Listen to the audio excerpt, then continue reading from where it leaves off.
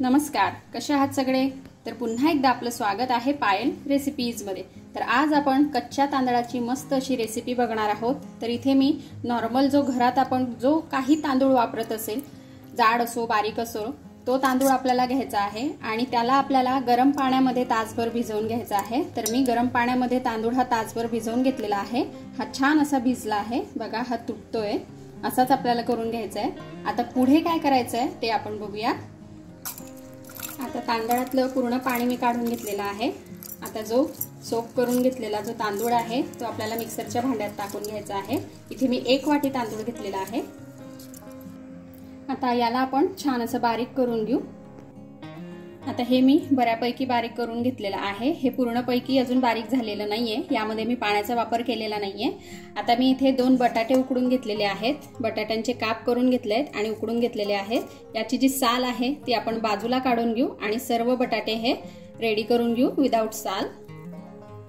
आता जे बटाटे आपण उकडून ठेवलेले होते ते आपल्याला यामध्ये टाकायचे आहे आणि पुन्हा छान बारीक करून घ्यायचं आहे।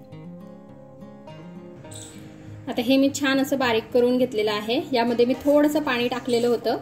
आता हे आपण एका बाउल मध्ये काढून घेऊ। आता यामध्ये आपल्याला टाकायचा आहे बारीक चिरलेला कांदा। तर इथे मी मोठ्या आकाराचा एक कांदा कट करून घेतलेला आहे, खूप बारीक बारीक केलेला नाहीये, थोडा नॉर्मलच ठेवलेला आहे। असाच आपल्याला करायचा आहे। हा आपण यामध्ये टाकून घेऊ। त्याचबरोबर 1 चमचा मी इथे जिरे घेतलेले आहेत, हे आपल्याला टाकून घ्यायचे आहे। 2 हिरव्या मिरच्या मी बारीक बारीक कट करून घेतलेल्या आहेत, या आपण टाकून घेऊ। लहान मुलांसाठी बनवत असाल तर हिरवी मिरची स्किप करा, यामध्ये थोडं लाल तिखट टाकलं तरी चालेल। आता हे सर्व आपण छान असं मिक्स करून घेऊ। आजची जी आपली रेसिपी आहे कच्च्या तांदळापासूनची, अगदी मस्त आहे, तुम्ही कधीही बनवू शकता। तर ही रेसिपी तुम्ही घरी नक्की ट्राय करा आणि आवडली रेसिपी तर लाईक करा, त्याचबरोबर शेअर करा आणि सबस्क्राईब करायला विसरू नका, म्हणजे अशा नवीन रेसिपीज मी तुमच्यासोबत शेअर करत राहील। आता यामध्ये आपण मीठ टाकून घेऊ।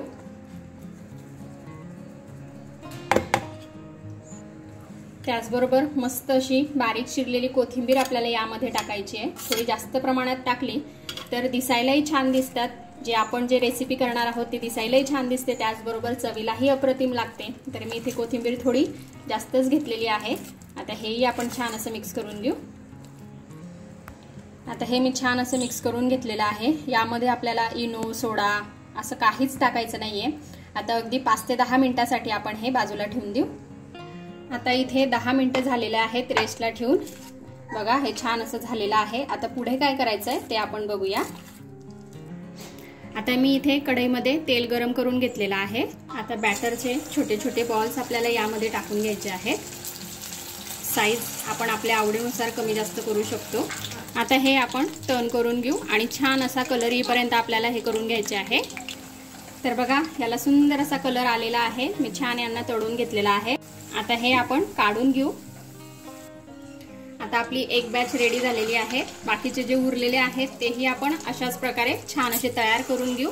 आणि मी अशाच छान छान रेसिपीज याआधी बनवलेल्या आहेत, त्या तुम्हाला बघायच्या असतील तर मी आय बटनवर देईल, तिथे जाऊन तुम्ही बघा, म्हणजे नवनवीन रेसिपीज तुम्हालाही करायला मिळतील आणि खायलाही मिळतील। आता मी इथे हे सर्व छान असे तळून घेतलेले आहेत। आता यांना मी मस्तपैकी सर्व करून दाखवते। तर बघा इथे आपली मस्त अशी कच्च्या तांदळापासून तयार होणारी रेसिपी ही खाण्यासाठी रेडी आहे। बघा किती छान बाहेरून क्रिस्पी झालेले आहेत आणि आतून मस्तपैकी सॉफ्ट आहे, खायला टेस्टी आहे। तुम्ही एक वेळेस नक्की ट्राय करा आणि रेसिपी कशी वाटली ते मला कमेंटमध्ये नक्की कळवा। आपण भेटूया असाच एका छानशा रेसिपी सोबत नेक्स्ट व्हिडिओमध्ये। तोपर्यंत आपली काळजी घ्या आणि जाता जाता चॅनलला सबस्क्राईब करा। Take care, bye bye.